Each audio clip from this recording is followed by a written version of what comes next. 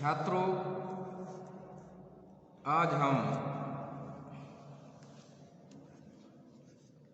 नरेश मेहता जी की कविता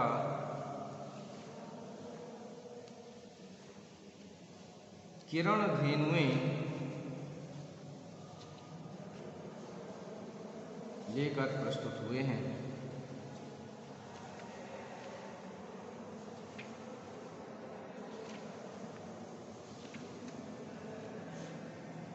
इससे पूर्व हम प्रार्थना नामक कविता के विषय में चर्चा कर चुके हैं। किरण धेनुएं कविता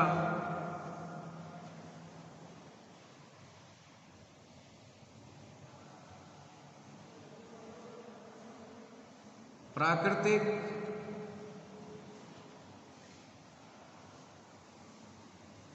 दृश्य को प्रस्तुत करती है।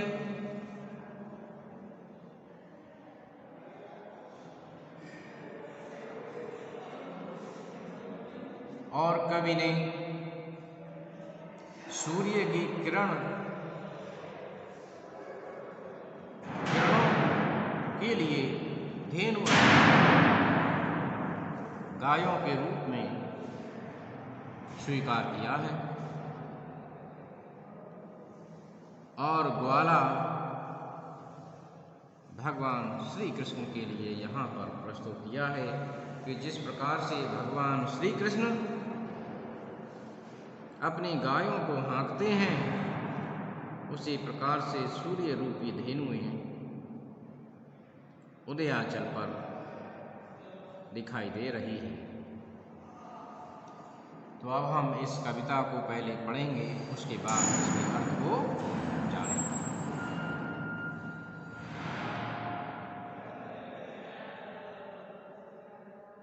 उदयाचल से किरण धेनुएं हाँक ला रहा वह प्रभात का ग्वाला, और पूंछ उठाए चली आ रही क्षितिज जंगलों से टोली, दिखा रहे पथ इस भूमि का सारस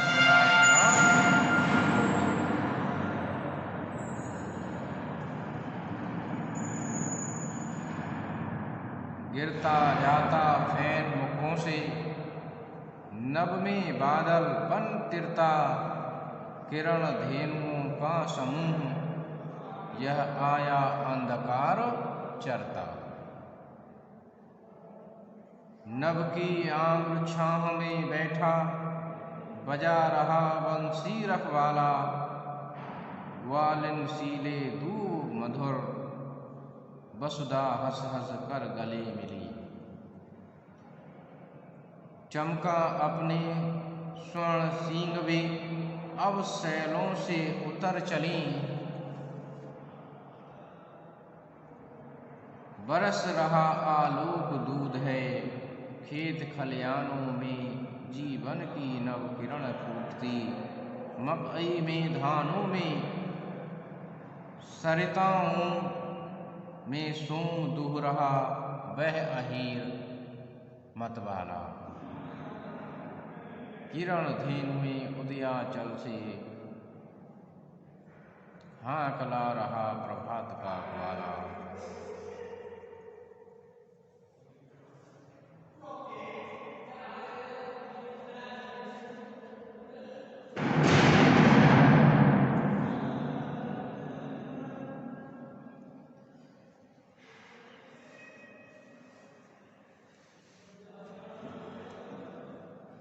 कि उदयाचल से किरण धेनुएं।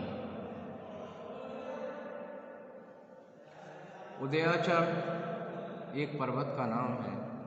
अचल पर्वत को कहते हैं, और उदय जहाँ से सूर्य उदय होता हुआ दिखाई पड़ता है, इसलिए पर्वत के लिए उदयाचल कहते हैं। कि उदयाचल से किरण धेनुएं, अर्थात उदयाचल से किरण रूपी गायों के लिए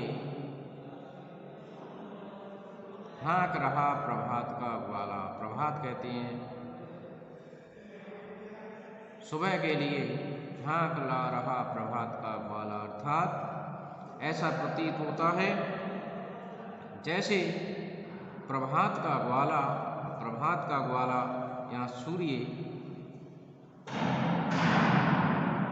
से आशय लगाया जा सकता है कि प्रभात का ग्वाला उन किरण रूपी धेनुओं के लिए, गायों के लिए हाँक रहा है, आगे बढ़ा रहा है।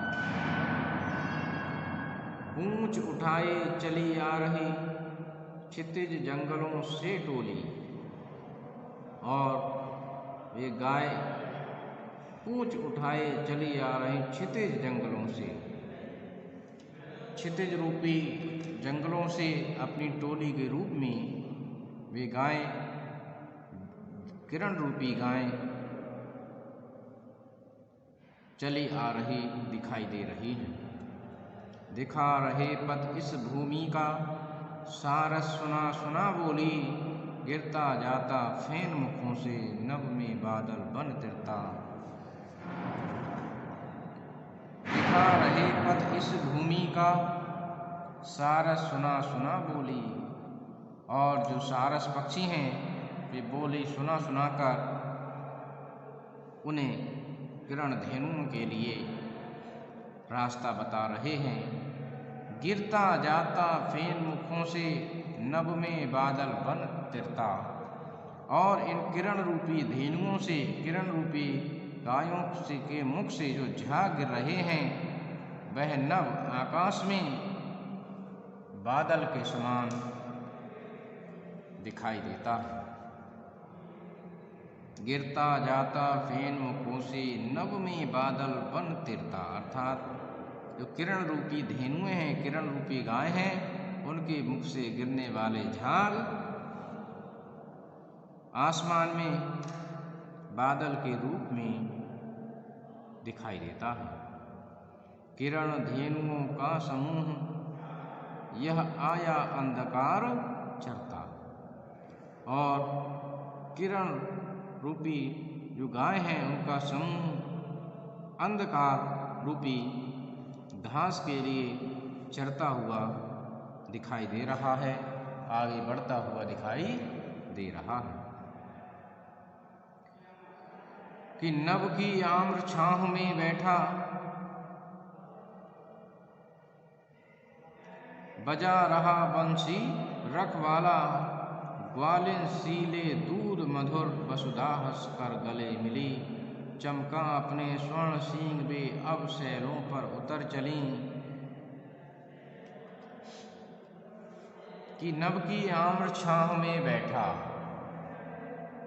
नभ कहते हैं आकाश के लिए कि नभ की आम्र छाह, आम की छाह में बैठा, बजा रहा बंसी रखवाला, अर्थात भगवान कृष्ण जैसे बंसी बजा रहे हों, और ग्वालिन सीले दूध मधुर, वसुधा हंस हंस कर गले मिली, और ग्वालिन सीले दूध अर्थात जिस प्रकार से ग्वालिन हंस हंस कर गले मिलती हैं, उसी प्रकार से दूब घास वसुधा से, पृथ्वी से हंस हंस कर गले मिल रही है।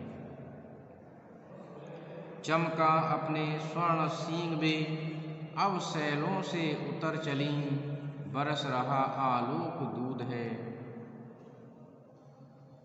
कि चमका अपने स्वर्ण सींग, स्वर्ण कहते हैं सोने की तरह सुनहरे सींग वाली, वे सैलों से उतर चली, सैल अर्थात पर्वतों से उतर चली हैं, अब मैदानी भाग में दिखाई देने लगी है। कि बरस रहा आलोक दूध है, खेत खलियानों में जीवन की नव किरण फूटती, मकई में धानों में, सरिताओं में सोम दुह रहा वह अहीर मतवाला। कि बरस रहा आलोक दूध है, और उनके आलोक कहते हैं प्रकाश रूपी दूध जो है हर तरफ मैदानों में दिखाई दे रहा है, खेतों में, खलियानों में, हर जगह दिखाई दे रहा है। जीवन की नव किरण फूटती,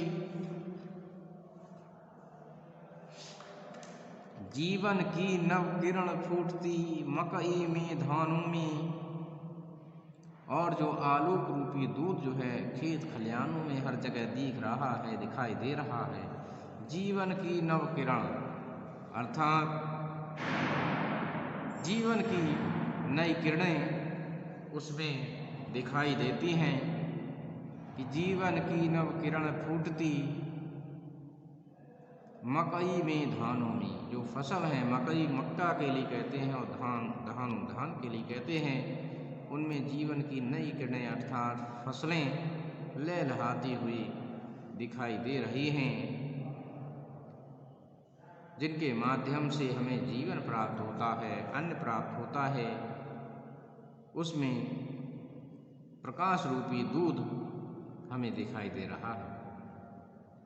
सरिताओं में सोम दूह रहा, सरिताओं में सोम दूह रहा अर्थात सरिताओं कहते हैं नदियों में सोम कहते हैं अमृत के लिए। अमृत जो है उनमें दूह रहा है अर्थात अमृत बह रहा है।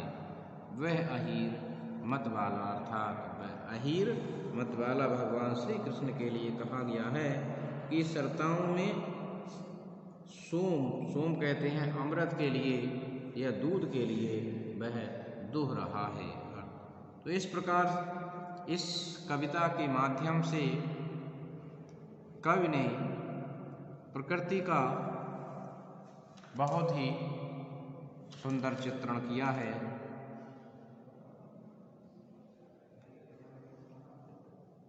इस कविता में उपमा अलंकार और रूपक अलंकार विशेष रूप से देखा जा सकता है, क्योंकि कवि ने अनेक प्राकृतिक उपमानों को अपनाया है प्रतीक के रूप में। इसलिए इसमें कई स्थानों पर उपमा और रूपक दिखाई देता है। किरण धेनुएं में ही रूपक अलंकार साफ साफ दिखाई देता है। छिते जंगल में रूपक अलंकार दिखाई देता है।